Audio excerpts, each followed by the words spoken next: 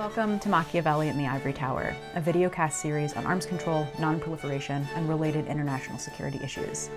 I'm Sarah Bidgood, Director of the Eurasia Non-Proliferation Program at the James Martin Center for Non-Proliferation Studies in Monterey, California. And I'm Hanna, Senior Research Associate at the Vienna Center for Disarmament and Non-Proliferation. Join us as we discuss cutting-edge research and what it means for real-world decision-makers.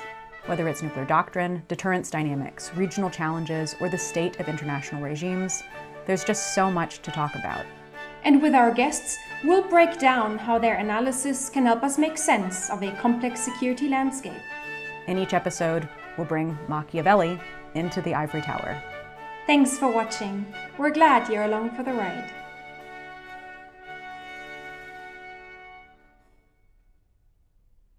Welcome to Machiavelli in the Ivory Tower. Our guest today is Scott Sagan, who is the Caroline S.G. Munro Professor of Political Science, the Mimi and Peter Haas University Fellow in Undergraduate Education, and also a Senior Fellow at the Freeman Spogli Institute at Stanford University. We are delighted to have Professor Sagan with us today for a conversation about his newest article, The Rule of Law and the Role of Strategy in US Nuclear Doctrine, which appeared in the journal International Security in spring 2021. Scott, welcome, and thank you so much for joining us. Thank you. It's a pleasure to be here. Scott, the article I just mentioned is one that you co-authored with Professor Alan Weiner, who is a professor of law at Stanford. Could you just summarize for us the main sort of thrust of your article and tell us a little bit more about what you see as its primary implications for policymakers? Well, Professor Weiner and I are trying to revitalize or reinvigorate the scholarly study of nuclear strategy. It's a pretty audacious and important goal, I think, but scholarship on nuclear strategy has become, in my view, quite stagnant. And that's in the academy. Inside the Beltway, it's become somewhat polarized. And there aren't the next generation of people who are writing really important new work on military strategy and nuclear weapons. So we want to push forward with this. And there are three revolutions that we argue and identify as being really important and make the modern and the future nuclear environment so different than what it was during the Cold War. One is that the United States has both adversaries that have a large nuclear arsenal and have moved towards a first use doctrine like Russia, and have small adversaries that have vulnerable nuclear forces and very small numbers of nuclear forces like North Korea. Our strategy has to really think through very differently about how to respond in a multi-nuclear world. Second, there's a revolution in yield and accuracy. People used to talk about nuclear weapons as being completely indiscriminate, and large nuclear weapons that were not on accurate delivery platforms were indiscriminate. But today we have both high and low yield weapons, and we have many weapons that have very accurate delivery systems attached to them, very, very accurate. And this leads some people to think that we can use conventional weapons for many of our operations. We need to think about what nuclear weapons we really need and what we need them for, or if we actually need them. So the revolution in yield and accuracy has to be taken into account. And lastly, what we focus on is the third revolution, the legal revolution. When the United States first was negotiating the additional protocol to the Geneva Conventions, we said that these don't apply to nuclear weapons at all. In 2013, however, the United States declared that all our nuclear doctrines, plans, and military operations would abide by the principles of distinction, of proportionality, and of precaution. So what we want is to revitalize the discussions of people analyzing US nuclear strategy to include all three of those revolutions in the way that they're thinking. And we want lawyers to be involved because they're as guilty as some of the political scientists in ignoring, for them, the first two revolutions. The strategists have, unfortunately, in so much of their writing, ignored the legal implications And we want to spell those out. So I'm really happy to be here and talk to you about this revolution in legal thinking that impacts American nuclear strategy in ways that was inconceivable when I worked in the Pentagon many, many years ago. Thank you, Scott. That's so thought-provoking. And I want to pick up on something that you mentioned towards the tail end of your response to my first question there, which is this decision in 2013 on the part of the US government to bring its nuclear war plans into consistency with the fundamental principles of the law of armed conflict. And I'm curious to hear if you have any insight or sort of what your thoughts are about perhaps what was behind this decision, especially in light of the impact of those principles on US nuclear doctrine if properly applied. So I wonder what you think about that. It's a really good question, Sarah, and it's a complicated one that's worthy of a whole nother article, really. So as I said, the United States originally said that that the laws of armed conflict do not apply to nuclear weapons. And in 1987, however, the legal advisor to the State Department representing the United States government, Mike Matheson, announced that even though we had not ratified the additional protocols to the Geneva Convention, it was our position that the major rules, distinction, precaution, and proportionality, were part of customary international law, and that we self-declared that we are bound by those in all of our military operations. Now, he didn't specify nuclear weapons in doing that. And indeed, the chief legal advisor, his boss, in essence, Abe Sofair, Judge Abe Sofair in the Reagan administration, announced that the United States did not consider reprisal against civilians to be illegal under a pretty obscure but important legal principle called belligerent reprisal. So that's where things stood in the 1980s. And when I worked in the Pentagon very briefly in the 1980s, I went from the literal ivory tower of Harvard to a windowless room in the basement of the Pentagon and began working on nuclear strategy issues. And we didn't have a JAG lawyer looking over our shoulder all the time. But today, JAG lawyers, judge advocate general lawyers, are all over the US military as we've gradually integrated the thinking about the laws of armed conflict. Now, Professor Weiner and I are not saying that we think the US government always gets it right, but we are saying that they take it very, very seriously. And it would behoove us in the academy to recognize that, for better or for worse, the military pays enormous attention to this today, whether in the nuclear space or the non-nuclear space. An additional point I think is worth making here is that the 2013 statement was quite fulsome in both outlining the nature of the rules that we would follow and specifically said that the United States would not target civilians or civilian objects. That has been known for a long time. Just recently, in the last few months, the Trump administration's guidance was released, and it most interestingly said the United States will not target civilian population, but did not say civilian objects, which could include a food factory or a hospital, for example. And so there's still a debate about belligerent reprisal. Our position is that the rule that the argument that the US does not accept the principle of the illegality of belligerent reprisals against civilians has become outdated. And indeed, the United States, because we have not been a persistent objector, now is obligated because that law has become part of customary international law. And that's what we're recommending that the government acknowledge. When we talk about responses, you'll see that at least some people from the Trump administration agree with us and some people disagree with us. Thank you for that, Scott. And let me come in here for a second.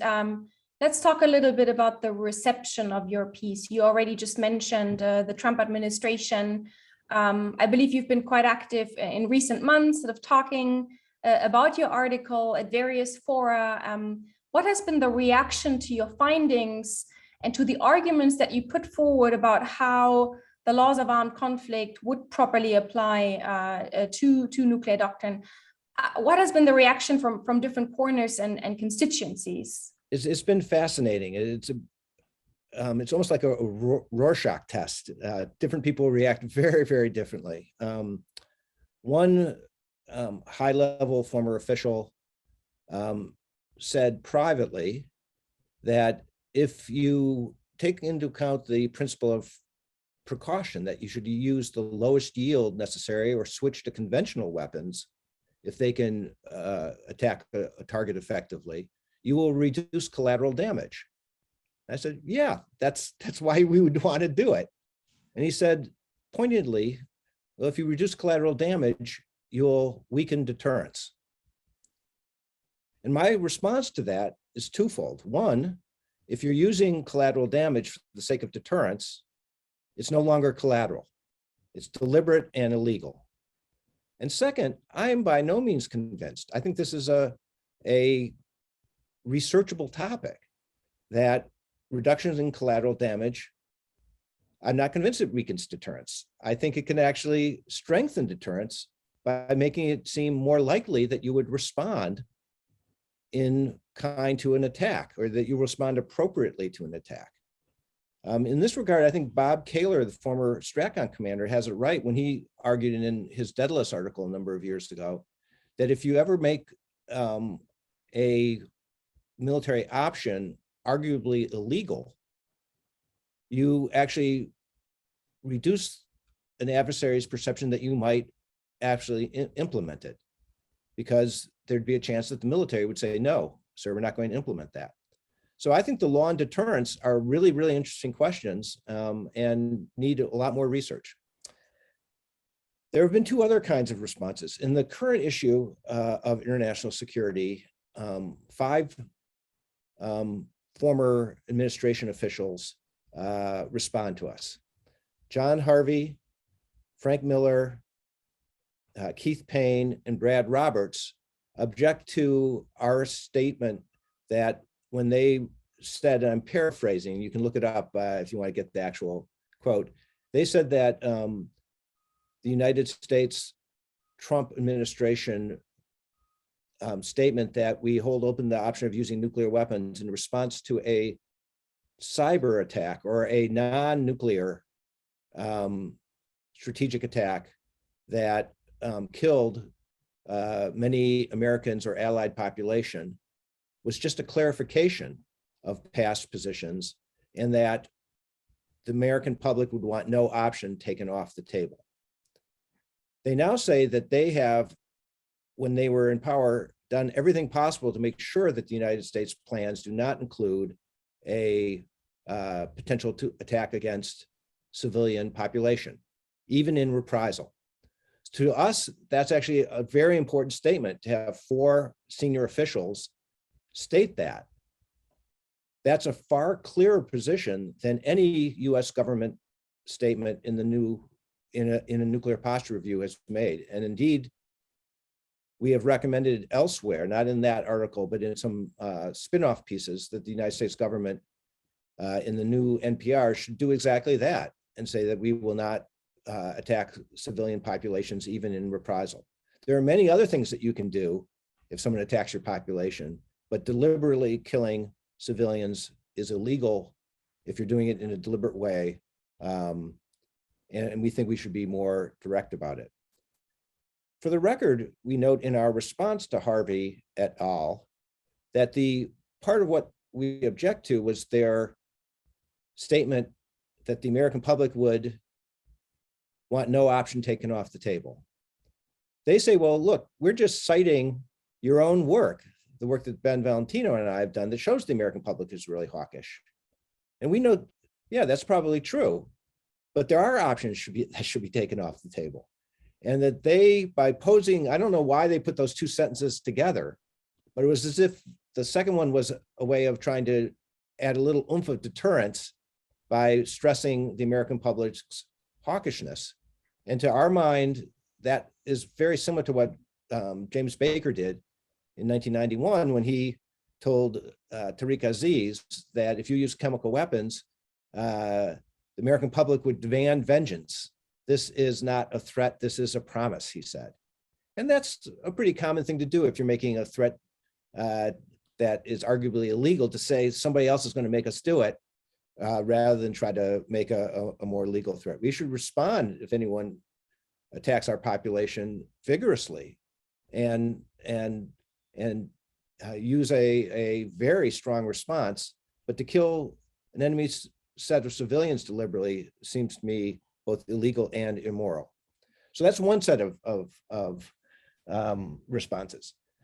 In the same issue, a former State Department senior official, Chris Ford, who is also a lawyer, although he was not serving the government in a legal capacity, he was a political appointee, argues the opposite of Harvey et al. By saying that, of course, the United States holds open the right to use nuclear weapons against civilians and deliberately kill civilians, and claims that we have been a persistent objector in our statements about this, and cites a 2010 Army desk book on the law of war that makes a statement going back to that 1987 response of Abe Sofair's.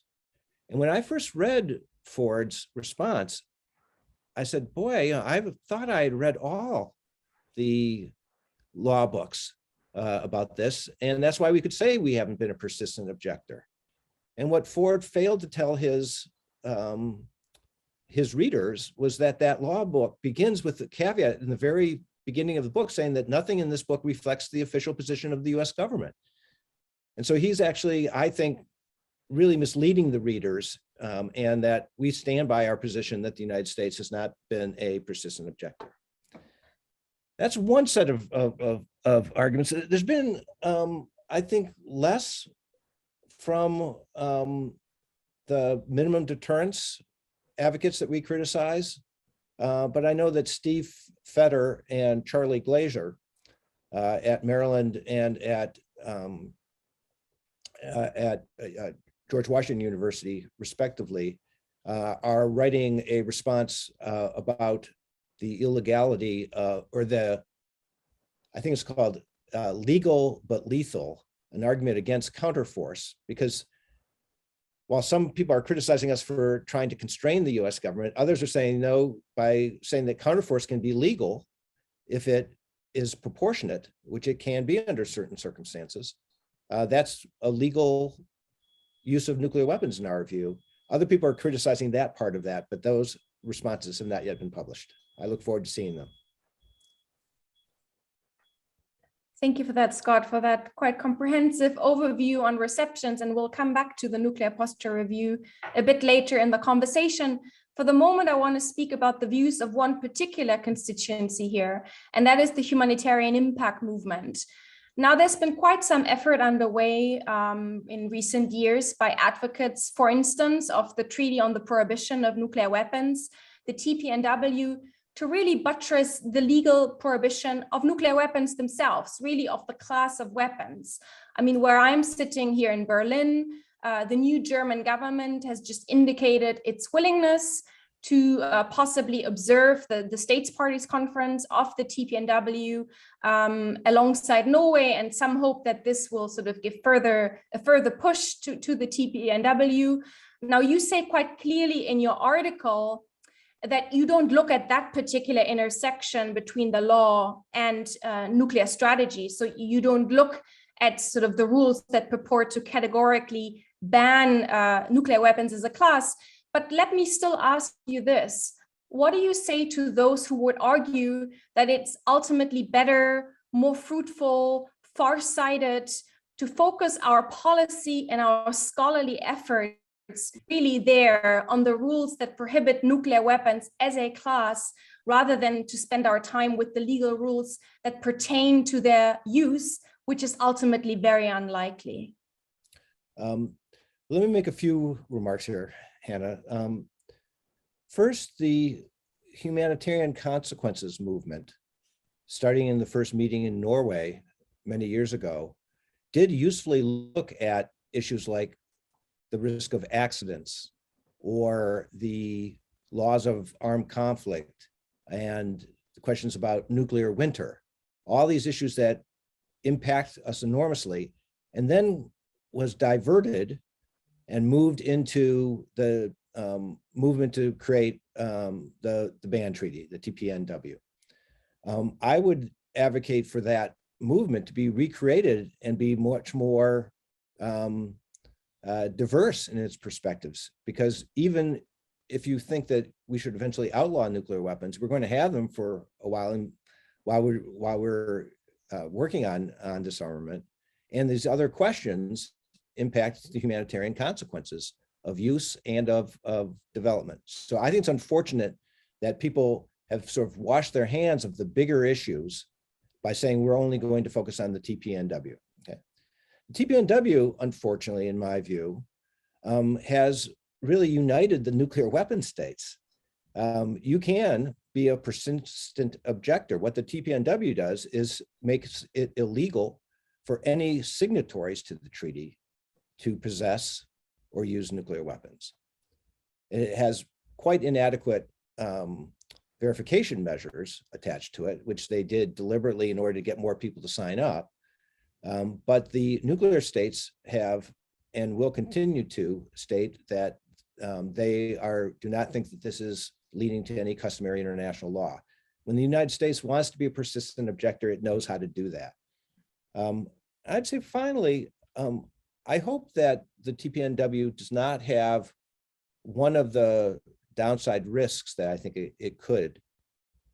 And we'll find out very soon in the next NPT review conference. The NPT review conferences have traditionally been about the non-nuclear weapon states putting pressure on the nuclear states to do more on the disarmament side, to do more on the Article 4 sharing of nuclear technology side, in exchange for them accepting more either the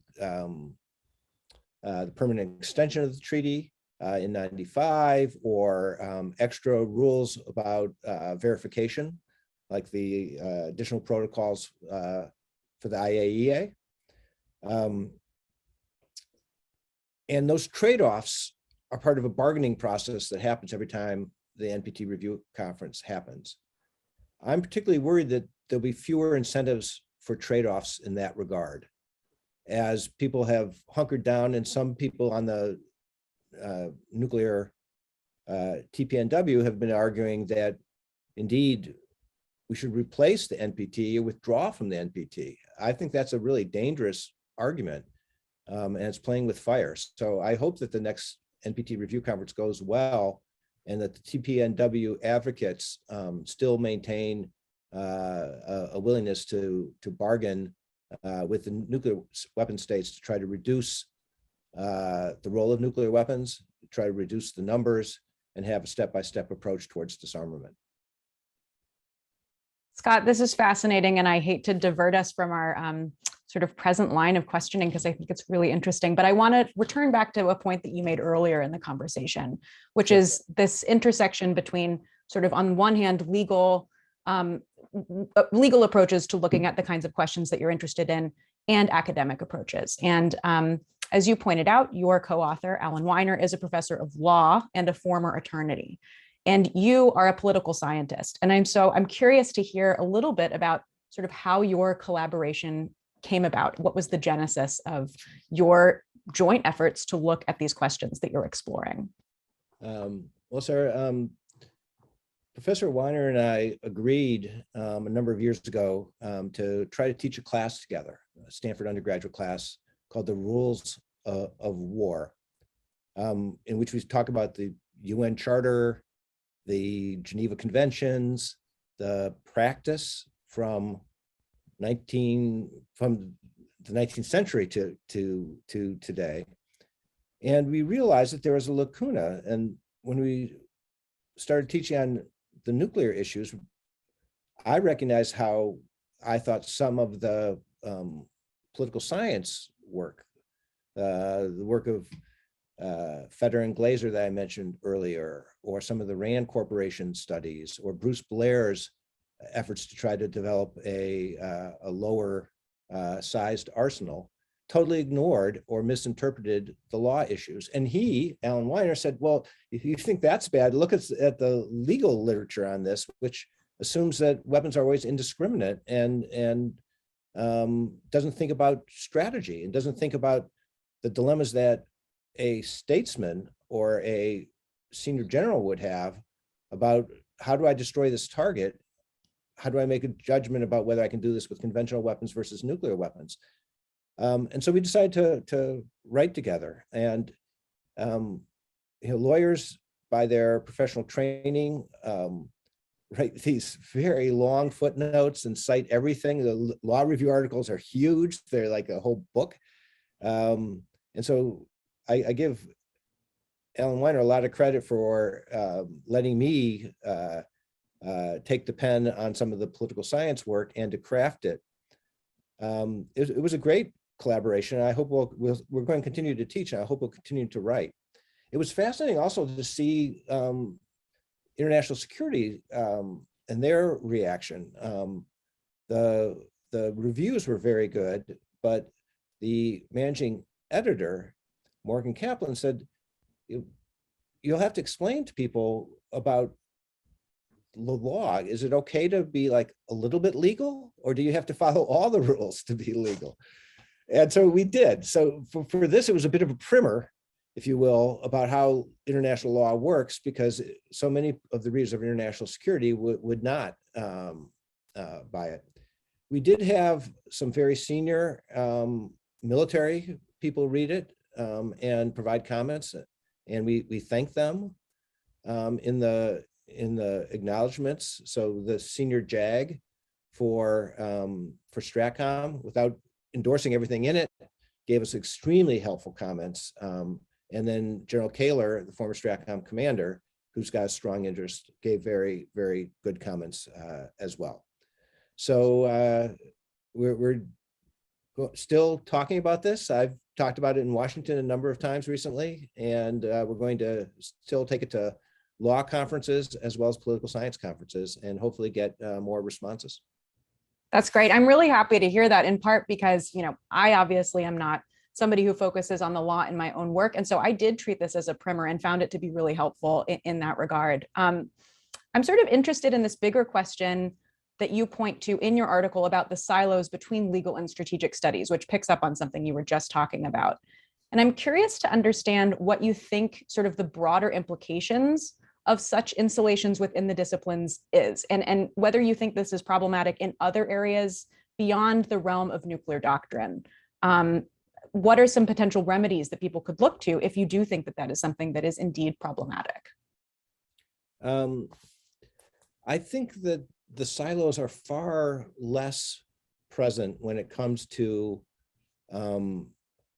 US military operations regarding the war on terror, for example, where people have been writing about drone attacks and the laws of armed conflict for quite some time.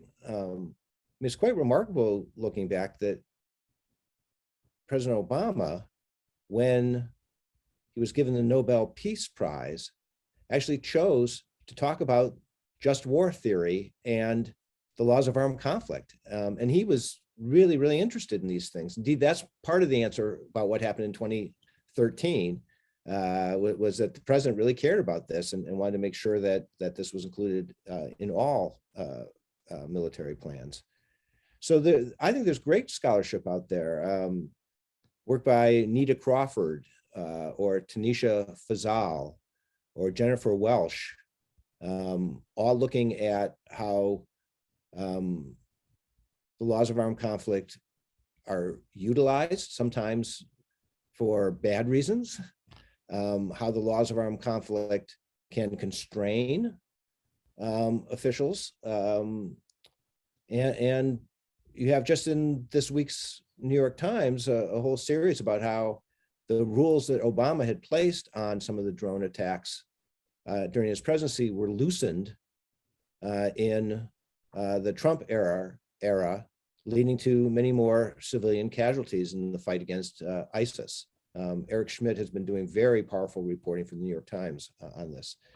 So I think that lawyers and political scientists need to work together in this area and emulate the work of some of the people who have done such excellent work. Let me add one more point. Are you familiar with the work of Jake Shapiro and Joe Felter in this area? I am not, and I'd love to hear about it. So Joe is here at Stanford, a senior research scholar at CSAC, and Jake is a professor in the political science department at Princeton. And they have a very important article in Daedalus a few years ago about how following the laws of armed conflict can help you win counterinsurgency battles. And they make the following point. Joe, prior to coming here, he's a PhD, but was a colonel and was the operator of was the manager of the think tank that we had in Afghanistan and Iraq, serving General McChrystal and General Petraeus.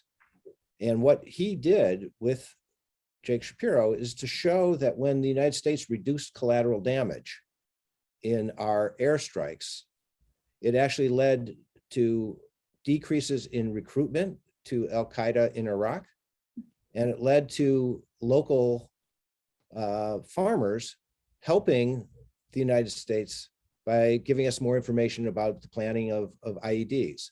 So they make this argument, which I think is really, really important, that following the laws of armed conflict, reducing collateral damage as much as possible, actually can help you win wars. It's contrary to what many people think, but I know that it's a very important body of work. Thanks for that, Scott. That's super interesting. I do want to bring the conversation a little bit back to what's going on in Washington these days. Sure. We are all waiting for the Biden administration to complete and release its nuclear posture review, which you've already mentioned. And as we are waiting, it seems to us that most of the expert debate is really centered on questions like, will there be language on sole purpose or no first use of nuclear weapons? What would be the implications for extended deterrence in the Asian and European theaters? But there's very little debate about the legal dimensions of the nuclear posture review, certainly among the arms control and strategic community. So I want to ask you, what would need to be reflected in the NPR? How would this document need to be different? How would US declaratory policy need to be different to bring it in line with the law of armed conflict? Yeah, so Alan White and I recommend 3 specific things in the next nuclear posture review. One would be to clarify the US position on belligerent reprisal against civilians and civilian objects. It's been something that we say that we have not been a persistent objector, but there's no clarification language. So for example, just to say the United States will not intentionally target civilian populations or civilian objects by way of belligerent reprisal makes it clear that that we will not do that, and that is not just declaratory policy, but it's guidance. The NPR is part of what becomes the guidance, and that would be useful. Second, we could say that the United States would not use a nuclear weapon against a permissible military target if that target could be destroyed or neutralized effectively by conventional means. Jeffrey Lewis and I have called this the nuclear necessity principle, or the precautionary principle. That I think would be a very valuable thing to add. It would put, one of the important ways the United States can show that we are reducing the role of nuclear weapons is to say something like that would tell a commander that if you can neutralize that target with conventional weapons, you must not but you must not use nuclear weapons in your targeting plans. And lastly, I would say, regardless of what we say on extended deterrence and sole purpose, I think the debate, especially, Hanna, you can tell me whether you see this in Germany or elsewhere in Europe, I think too often what I see in the debate is people conflate two different things. One is the threat that the United States would use nuclear weapons if our allies are attacked conventionally. And the other is that we would use nuclear weapons in response to our allies being attacked with nuclear weapons. People call both of those extended deterrence, and people call both of them like a nuclear umbrella covers both of those terms. If we move towards no first use or sole purpose, that should be accompanied, therefore, with a commitment that the United States will respond appropriately if anyone uses nuclear weapons against an ally. That would reduce the incentive that allies feel abandoned by what is a movement to reduce the role of nuclear weapons and would seek their own. Thank you for that, Scott. And we have now talked about the commanders and the generals a fair bit. And so I do want to probe you a little bit on the practical applicability of your findings. I mean, thinking of situations in which the United States might consider the launch of nuclear weapons, it seems to me sort of intuitively that there will always be very little time to thoroughly think through the law of armed conflict dimensions of any given scenario. And as you yourself note in the article, and I quote you here, this places a great burden on a commander's knowledge of the law and personal judgment under stress. So can you talk a little bit more about how practitioners, both on the military side, but perhaps also officials, could put your findings to use, how your research can concretely help them? Very good question, Hannah. Let me say that first off that options that have been placed into the president's football, the set of options, they have already been vetted by senior lawyers, and the targets on them have been deemed to be legitimate military targets. The question about proportionality means that they consider the destruction of those targets with particular weapons is not disproportionate, which is what the rule says. So you can have collateral damage. It can't be disproportionate to the importance of destroying that particular military target. So for vetted plans, I think they already exist. The real question here happens if the president is trying to do something in a very limited way that hasn't been thought through in advance. And there, I think it is true that the president might say, I don't care, I want you to do this anyway. So imagine that there's a terrorist attack coming from a ISIS-controlled area in Syria and kills lots of Americans. If the president of the United States said, I want you to use a nuclear weapon and destroy that city, I believe that the chairman of the Joint Chiefs and the STRATCOM commander should tell him in no uncertain terms that, sir, that's illegal. And we are duty bound not to follow that order. And if told you do it anyway, then they would say, sir, we will not do that. If the president said, I want to use a nuclear weapon against an isolated target in the middle of the desert somewhere, or one that was a chemical weapons plant that could create collateral damage, but nonetheless, it was deemed that the judgment would be that it would save more lives than it would kill, I think the commander would say, sir, yeah, we have to do that. That's following the rules, unless they could say, well, sir, here's a conventional option that could do the same thing. And it could destroy it and it would have less collateral damage. And if the president says, I want the collateral damage, then the officer would be obligated to say, sir, that's illegal. We are bound to take feasible precautions. We're not bound to not attack something, but we have to take feasible precautions. And it's our judgment that we should not move forward with that.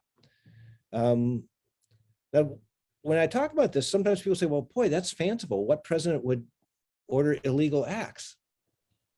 And I'd like to remind people, we had, after the Soleimani assassination, President of the United States, President Trump, said that we're going to attack 52, if there's a response from Iran, we're going to attack 52 sites, one for each hostage that Iran took many years ago, and that they will include cultural heritage sites, important cultural heritage sites. And to their credit, the military, and in this case, Secretary of Defense Esper, said, we're not going to do that. And said, we will follow the laws of armed conflict. So I think it's important. One last point, Hannah, for your consideration here is, I think that the senior military officers in a crisis really will be tested about their knowledge. And that's why it's important to have a senior lawyer with them all the time. There were interesting military exercises, war games would be the better way of putting it, because there weren't actual forces moving. In 2016, when the principals, this is all from Fred Kaplan's excellent book, The Bomb. Kaplan reports that the deputies, the number 2 ranking people in the National Security Council, were given a scenario in which Russia used a single nuclear weapon against a military base in the Baltics in a conventional conflict. And they chose to launch a conventional response against the base from which the nuclear weapons had been launched. The nuclear weapon had been launched against NATO. The principals then reran the war game, and they said, no, we have to respond with nuclear weapons, and wanted to respond slightly with larger numbers. When they did that, they were told by intelligence that the Russians would consider an attack with nuclear weapons against their homeland as an attack by the United States, because it would be, requiring under their doctrine a nuclear response against the United States. So the principals shifted the target plan to target Belarus instead of Russia. And how a nuclear attack against Belarus was meant to add credibility to our deterrent, and it was left unsaid. So I think even at the highest levels of government, sometimes people haven't thought through these dilemmas accurately. And I would note that there were no JAG lawyers in any of those war games. So one thing that Alan Weiner and I proposed is that when we have exercises in war games, you need to have senior lawyers there to help policymakers think through these issues. Scott, I'd like to finish up with one final question here that I think teases at a number of the threads that have already come through in our conversation. Samuel Moyn, who is a law professor and a history professor at Yale, has a new book called Humane: How the United States Abandoned Peace and Reinvented War. And in it, he's essentially tracing the United States' efforts to make war more legal and thus, in effect, sort of sanitize and perpetuate it. And in part of his book, he cites Leo Tolstoy, who worried that, and I'll quote here, humanitarianism could entrench war by rendering it more palatable. And so I'm curious what you would argue to those who say that explicating how the use of nuclear weapons can be brought into accordance with the law of armed conflict would actually render the use of those weapons more palatable. Sarah, Samuel Moyn's book is profound, but I think also profoundly wrong on a number of points. He points out that IHL, International Humanitarian Law, can entrench warfare by making it more palatable. But what made it more palatable was, for the American public, was not IHL, it was the creation of a volunteer army so that most Americans don't have any skin in the game, don't even know anybody in the military unless you're from the South or from one of the families that have had generations of people in the US military. So it's not IHL itself, it's been the structure of the military that has produced that.